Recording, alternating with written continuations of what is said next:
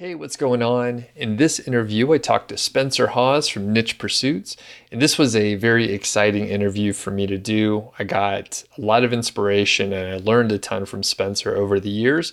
So, we talk about that a little bit. We talk about why Spencer likes software products. We talk about why he's not going to release courses anymore. And he actually confirmed that it's not a marketing ploy. He actually is not going to sell courses anymore in some of his other current software projects and ventures. So buckle up. This is a great interview. Thanks again to Spencer. Definitely check out Niche Site Project 4. I'll put links in the description for everything. And let's get to the interview now. Hey, what's going on? It's Doug Cunnington here from Niche Site Project and the Doug Show. And this is a great honor for me. I'm talking to Spencer Haws from Niche Pursuits. How are you doing today? Doug, I am doing great. It's great to be on your show. Thank you. And I won't get too gushy, but you helped me get my start, and I obviously took the name of my blog from one of the projects that you were working on, Niche Site Project. So I thank you for that very much. You're welcome. It's a good name. And yeah, so I'm pumped to have you on my show now, and we're going to talk about a lot of the stuff that you have worked on, a couple of more current things. And for the people that don't know you, can you give a little bit of an intro? Like, what do you do right now? And a little on your background. Sure. Yeah. The very quick background. I came from the corporate world working in finance as a banker there, and discovered that I didn't enjoy that a lot. So was looking for ways to supplement my income, and stumbled through, this is over a long period of time, but stumbled on to building websites, SEO, and building. I learned that building very small niche websites for me at the time that could rank quickly in Google for easy to rank for keywords was the way to go for me. And so over a period of a couple of years, I built a bunch of these websites. They earned enough money for me to help me quit my job. I was making more from these little niche websites than I was from my day job. And this is back in 2011 is when I officially quit my day job. Thanks, all my income was essentially Google AdSense at the time. And then, I've gone from there. But that's my background. So SEO, building lots of little websites, have a lot of background in keyword research. When I quit my job, I started nichepursuits.com, which is where I still blog today about building websites, SEO, anything related to online marketing. Then I also, about the same time in 2011, end of 2010, created Longtail Pro, which is a keyword research tool software company that I grew. Became, a significant business for me. I sold that in 2016, so almost about 3 years ago. Right now, sold that business, which is a great exit. It was a lot of money. So that was a big sort of business checkpoint for me there. But now I do continue to build some websites. We can talk about Niche Site Project 4, where I built a site publicly for everybody on nichepursuits.com that they can check out. And then, of course, blogging and continuing to grow Niche Pursuits. I now have a WordPress plugin called the Link Whisper. We can talk about that as well. And then just launched something called Motion Invest, which is a sort of unique way for people to buy and sell smaller content websites. So I think that pretty much covers everything that I'm kind of doing right now. So a little bit of software, a little bit of building content sites, other things. But yeah, just really enjoying being able to work from home, which is where I'm at, my home office here. And, enjoying spending extra time with my wife and kids when I have a chance to. Awesome. And I was going to ask, so you're doing all that stuff, which sounds a little overwhelming, but you find a way to do it. And you have, you're a family man, right? So you have a lot of other responsibilities. And I think it's probably the only way this job that you've created for yourself is the only way that you would be able to spend this much time with your family. So I guess how important is that to you like right now? And did you know how important it was going to be like when you first, left your full-time job? Yeah, it's hugely important. Family's always been important to me. When I quit my job, we had I think we just had our third child. We now have four. So I'm a family man, married, four kids.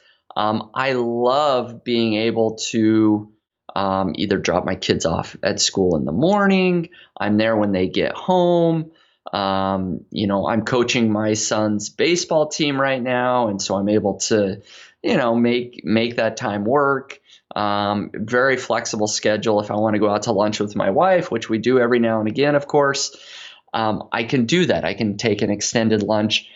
So it's extremely important to me, and just the flexibility of schedule and having that freedom to work when I want.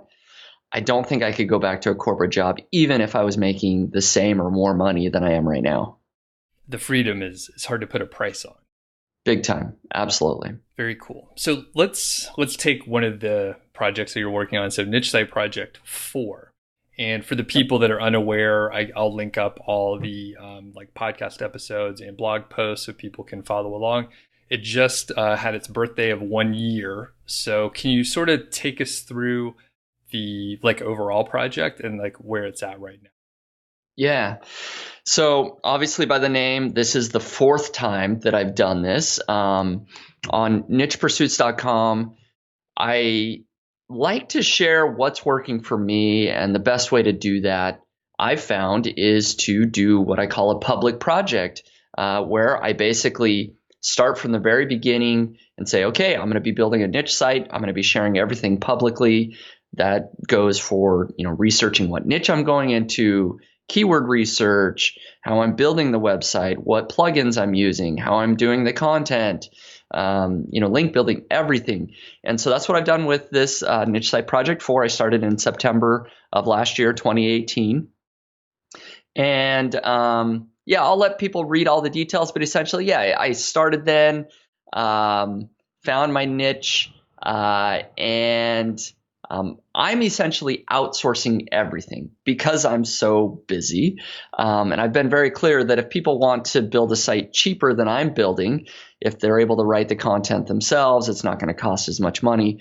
But I've hired writers. I've outsourced really everything on the project. I am just the mastermind behind it, doing the keyword research. And once I get the plan in place, I've got people sort of fulfilling that. And so I built it, and it took I made some commissions, and I think December was the first time I actually had earnings. So September, October, November, almost 4 months old.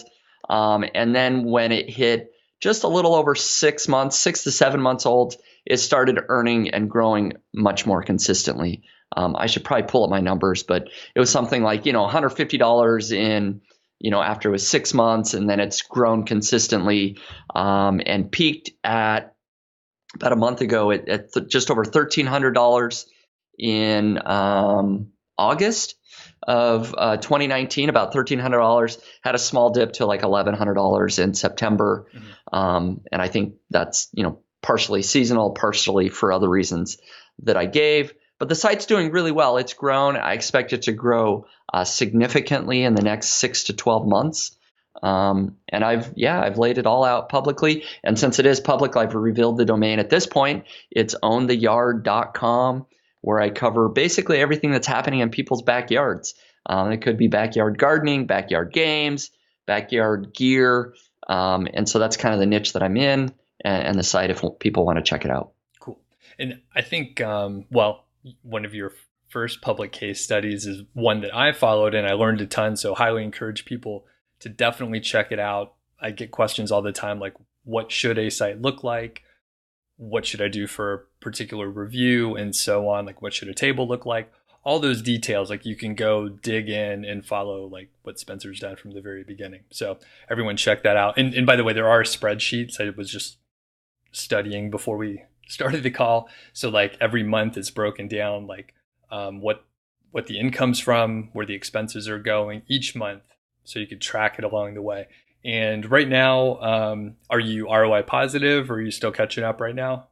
So still catching up right now. Yep, because I've outsourced everything. I've invested several thousand, between $15,000 and $20,000.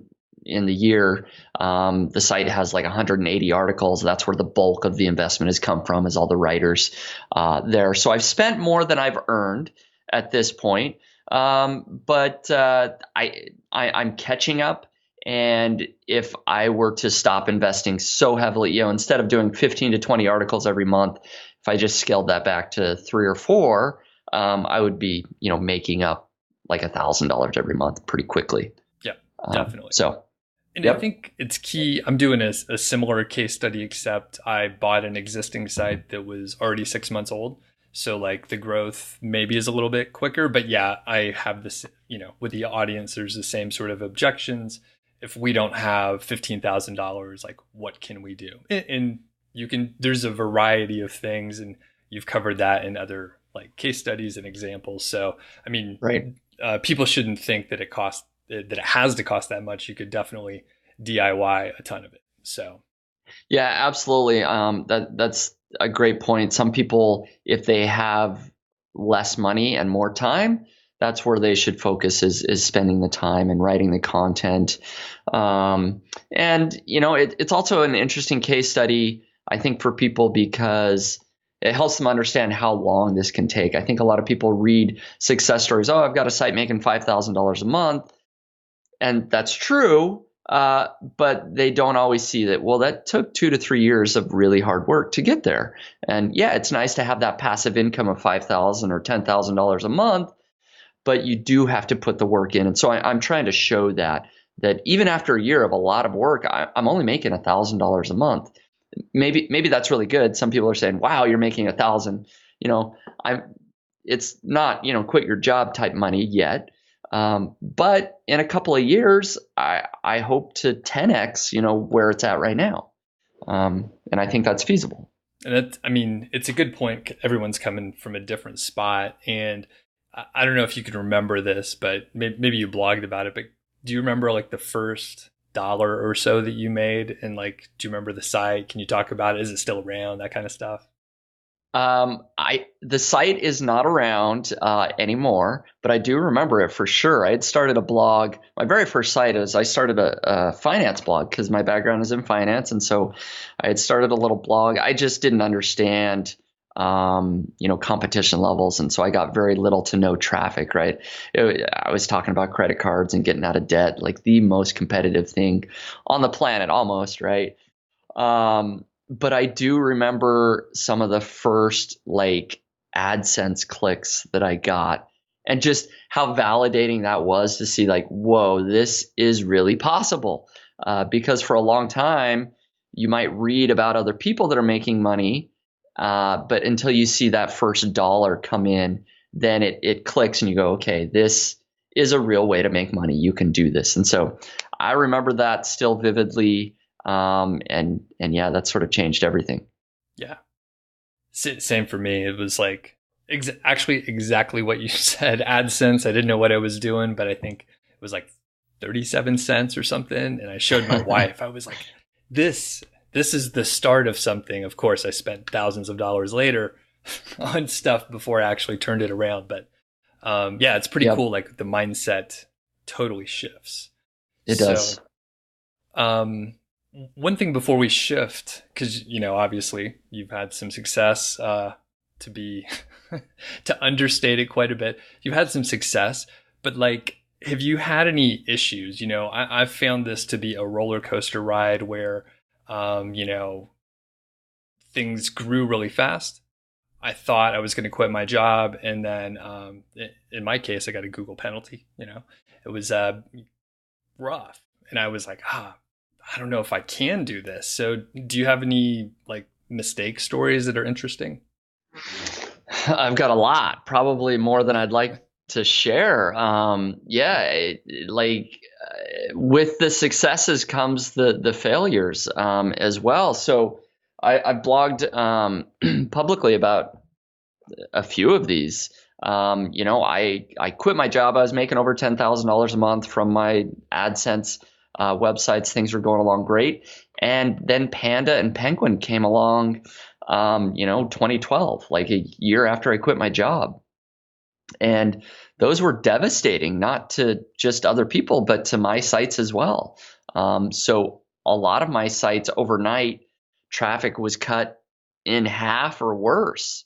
Um, so that, yeah, I went through that. And if people aren't familiar with Panda and Penguin, they were Google algorithm updates that decimated a lot of sites, including a lot of mine. And so I wrote about those, and that, so that goes way back. But I, not only that, but I had my Google AdSense account shut down at some point. I don't remember, the years. It's getting a little hazy now, but 2013. I don't remember. But that I had, I want to say like close to $10,000 ready to be paid out to me, and the account shut down. And when you go to log in, it doesn't give you any reason. It's like two sentences that says this Google AdSense account is shut down. And that's like it. You don't get paid out. You have no recourse. There's nobody to contact at Google AdSense. So all of this happened to me. So I've had lots of devastating things happen to me. Just sort of a follow-up to this story. Recently, you may have heard about the lawsuit, the class action lawsuit against Google AdSense, because of that very specific reason that I just mentioned. They closed lots of accounts and gave no recourse. There was a class action lawsuit that just finished this year against Google. And so I did get a small Google AdSense check, or a class action lawsuit check for that. I mean, it was peanuts compared to what I should have actually got paid out. It was, I don't remember, a few $100s. So I got that this year, which is kind of funny. Like 6 years later, Google doesn't say they're sorry, but I get a couple $100. So Good grief. Yeah. And again, I just wanted to emphasize that. I think you alluded to it before. Like we hit we're marketers, right? Like we're trying to share exciting stories. We have some nice headlines that if you don't dig in and you don't understand that it was like a couple years and maybe a couple dips before people figured things out. Usually those are when we learn the most and sort of like have to deal with the adversity. Do you have any tips for people that are like experiencing perhaps an algorithm update and their traffic has dropped by 30%? Like any specific tips or just a mindset sort of way that you approach it?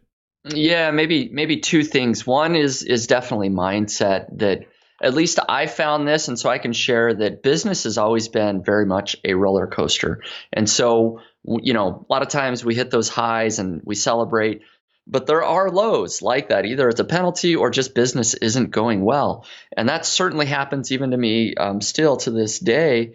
And I just need to remember that it's not the end of the world. That if I look over my history, I can see that it's always been these ups and downs. And if I sort of average that out, life is still very, very good. And so there is part of that as a mindset that it's okay to have those downs as long as you're willing to maybe adapt and change. Don't put your business plan in stone, because we work online and online businesses change quickly. And so you need to be willing to adapt and change. So that's one. The other one that's gotten me through a lot is diversification of my business, to be honest. And so when my Google AdSense account got shut down, thankfully, some of my income was Amazon Associates. Thankfully, I had Longtail Pro and Niche Pursuits and other things going on that were making me enough money that I didn't have to go back and work at a corporate job. So I look back on that. If I hadn't started a software business or done some of these other things, I probably would have had to go back to my full-time job. And so that would be my tip, is to maybe diversify and don't always put all your eggs in one basket. Perfect segue.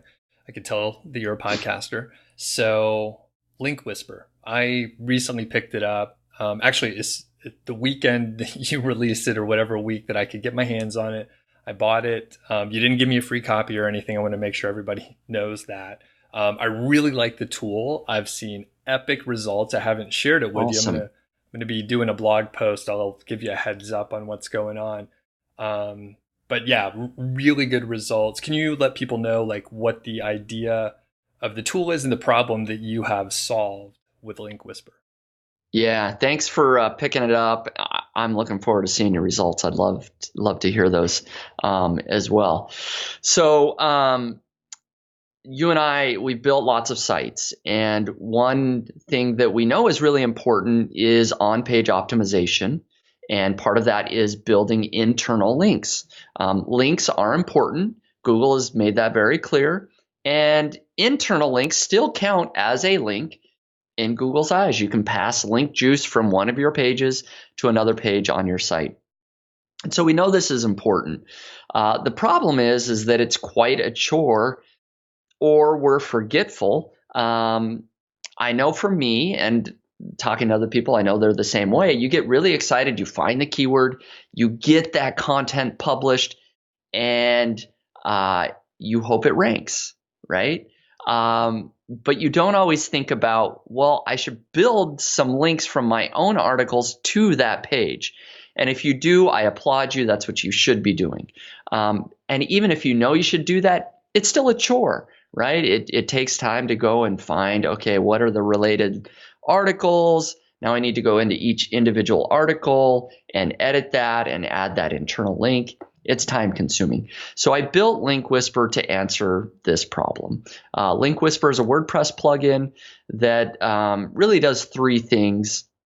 When you're writing an article in the WordPress editor, right below that, as you're adding content, it will suggest internal links for you. It's smart enough to read your content and say, we found, here's a sentence and you're mentioning this phrase. It's related to this other page on your website. And so it might have 10 or 20 suggested links. All you have to do is go through, check, here's 3, 4, 5 links that I want, hit update, and those links are added automatically. It's a huge time saver for people, writing content, whether it's you or your authors. The other thing that it does is that scenario that I just mentioned. After you publish an article, you should build internal links to that page. And so you can go into Link Whisper and pick the article that you want to build a link to, and it will then suggest, 10, 20 links. You select the ones that you want, and it's done. Again, huge time saver, and it can be hugely beneficial. The final thing is just overall reporting for your site. It reports how many internal links each page has, how many external links it has, and overall gives you, a big picture of how many links, whether internal, external, that each individual page has. And so you can quickly sort and find those orphaned pages that have 0 internal links or 1 or 2, and help you improve the site structure using Link Whisper. So that's what it does in a nutshell. It meets a huge need, I know, for me, and it sounds like for you and for a lot of other people building websites. Yep, definitely. Of the 3 things that you mentioned, the step 2 is like the huge one, because it's fairly straightforward. Like if you publish a new article, you can link, in our brains, we know other stuff that we can link to, and we do it in Right. that article we post. However, it's very tedious to go back and find the old articles to link to the new one. And that's the game changer, I think. Now, Right. I know some people out there are shaking their fists perhaps and saying, hey, like I can pull this report somewhere else and do that stuff. And again, like you said, I applaud that person that knows that they should do it, and they have like the discipline, and they're using like Screaming Frog or some other tool, or Right. there's a lot of them out there that will crawl your site, but they tend to be more technical in nature, and you end up with a CSV which has 45 columns, and it's kind of unusable. And Link Whisper gives it to you right there. In fact, I recommended it to 2 students of mine that picked it up, and they thanked me later. So Awesome. and I didn't even give them an affiliate link. I like it that much. So Thank you. But yeah, Um, it's super easy. Like you said, if you're really technical, you can probably find tools and get spreadsheets and do it. This is a WordPress plugin you install, and that's it. Like you just go to the reports and it's done. cool. And so people are probably thinking, wow, you're a Renaissance man. You can write, you're building all these sites, you have the finance background, and you're a coder, but you're not a coder, right? How did you develop this thing? Yeah, I am not a coder. That's not my background at all. I wish I was a lot of times, but no, I've outsourced all of that. I've hired mostly freelance developers to do that. So I'll go to like Upwork and post a job and pick a developer that I think is going to work well, and I manage that whole process. I come up with the ideas and the plan, and they implement. Okay. Now, how do you deal with support? Because getting the the plugin in a proof of concept kind of way, you can test beta, you can improve it, but over time, WordPress is always updating. There's all these other pesky plugins that are causing problems. So, how do you deal with that in a freelance environment? Yeah, so support specifically for Link Whisper, I started doing a lot of the support myself, plus like a VA. So we were both in there, but I wanted to be in there, seeing all the bugs, seeing all the questions, seeing all the issues that people were having, and to respond a little bit quicker when I first launched it. Call it for the first month and a half. Uh, and then by that time, my VA, my support person, was kind of up to speed, and now she's doing all of it. I'm very rarely in doing the tickets and the support at this point, only if there's something escalated or more important. So I have been able to outsource the support as well. As long as you find somebody that's a little bit familiar with WordPress and really good at customer service, you can make it work. Gotcha. And you don't have to answer this, but can you share like how much it cost roughly, like the magnitude to develop the Yeah. plugin? Oh, to develop the plugin? I'll give you like a cost per hour, right? So I pay my developer like $45 an hour, right? And um, it took let me give you like a month time frame. It took like 4 months to develop the plugin. That'll give people maybe a rough range, Okay, cool. right? Thank you for that. It's not an exact thing because they sometimes we're full time, sometimes we're skipped a week, but that gives people a range. Okay, cool. Yeah, very, very interesting. And like, you obviously like software. You've done a few of these. Like, what is it with software that you enjoy so much? One is I think I come up with good ideas, so I sort of pat myself on the back. Humble I tend brag. Yeah. yeah, right. Right. I tend to be an idea guy. I write down lots of ideas, and the ones that I really like, I want to see them come to fruition. So that's one thing, is I've just kind of got that creative bug. The other thing is I really like software as opposed to, and we can compare this if you want, another rabbit hole, to like online courses. Because software tools I know people are using, right? It's a tool that they apply in their business, and they're definitely getting utility. They're getting use out of it. And so I like that. I'm creating something that I know people are using and benefiting from. And online courses, and I have written about this as well. Something like 90% of people that buy an online course don't even go through the whole thing, right? So that's why I like software so much more than a lot of other things, because they use it. They buy it, they use it. Very cool. That totally makes sense. And I have a couple courses out there, so definitely understand what you're saying. And actually, I asked for a few questions from my audience, a couple friends and stuff, and they were like, is this just a marketing thing from Spencer that he's getting out of courses? So you're good to go. You have some other stuff you want to do, right? Absolutely, yeah. So people listening to the podcast or on YouTube, like I just within the last month have stated very publicly that I am never going to sell another online course. So if you're hoping to buy an online course from me, sorry.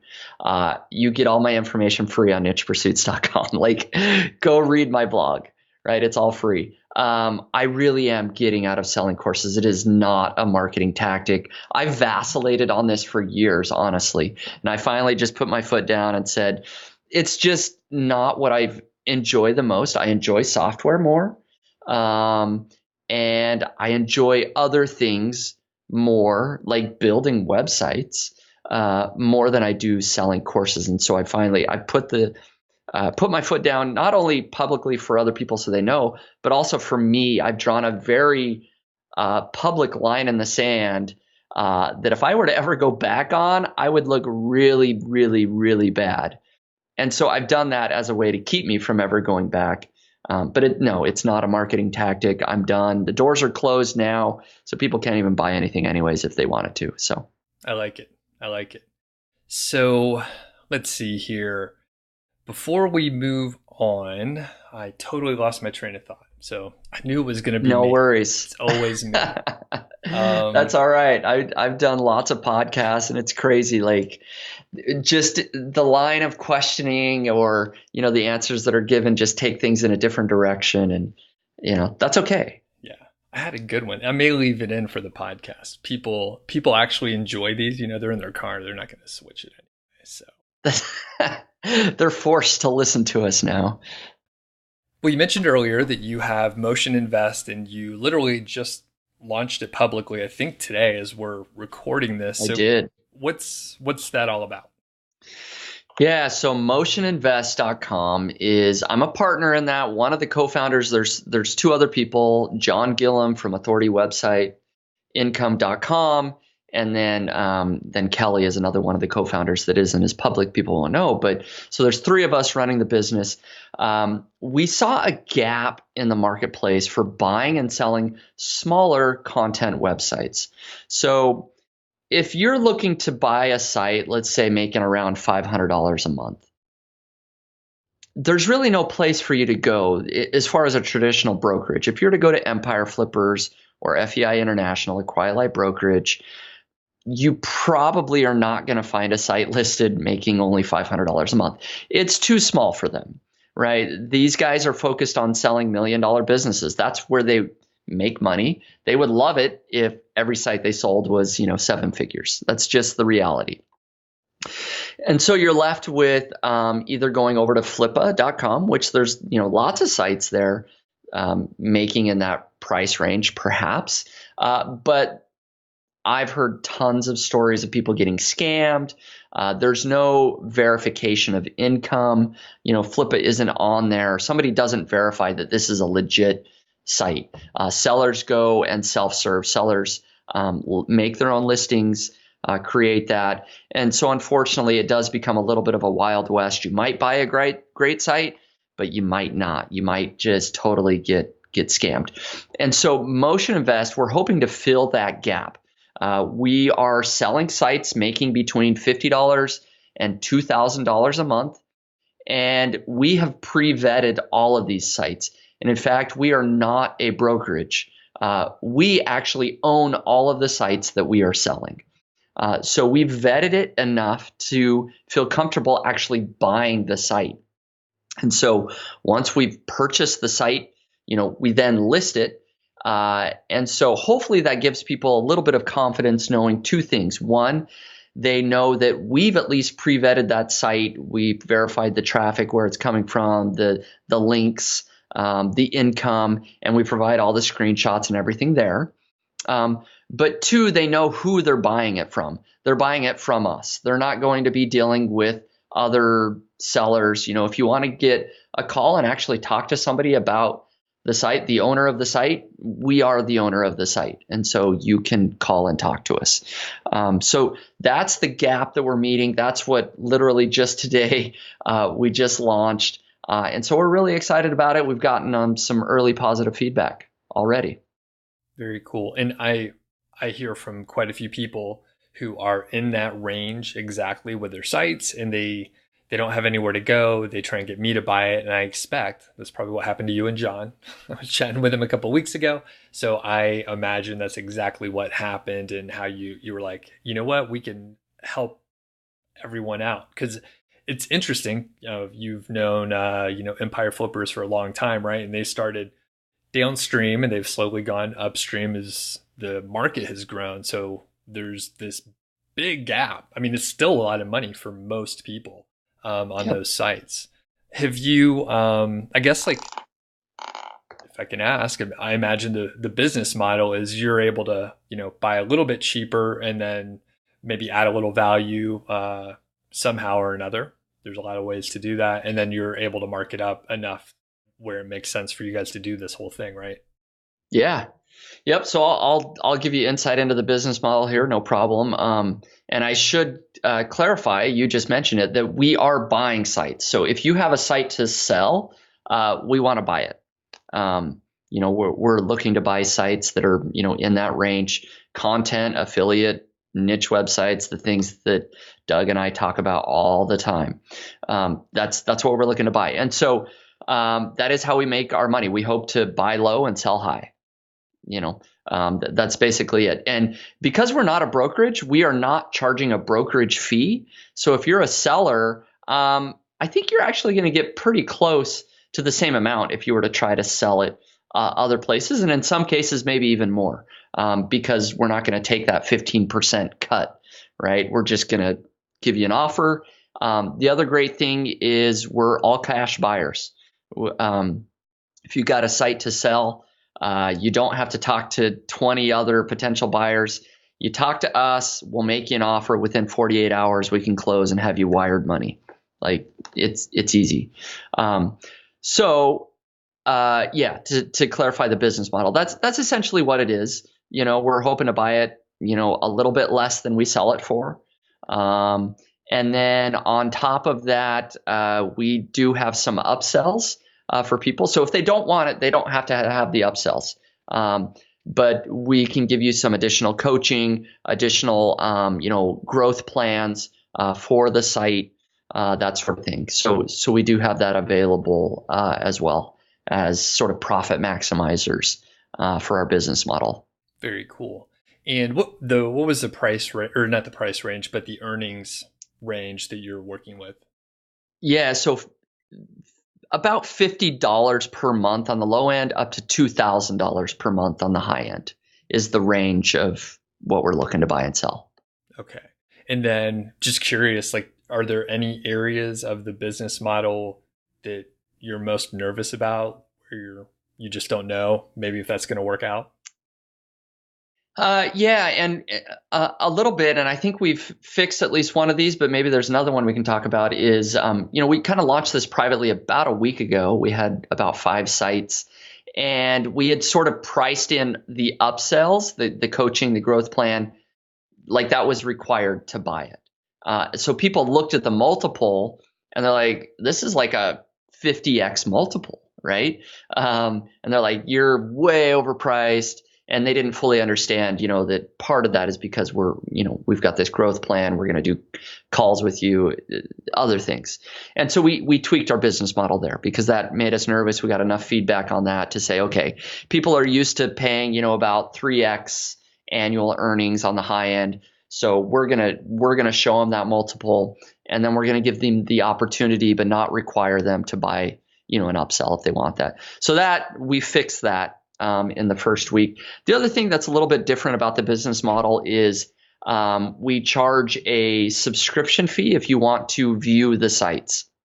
So places like Empire Flippers, they charge a deposit for each site that you want to see.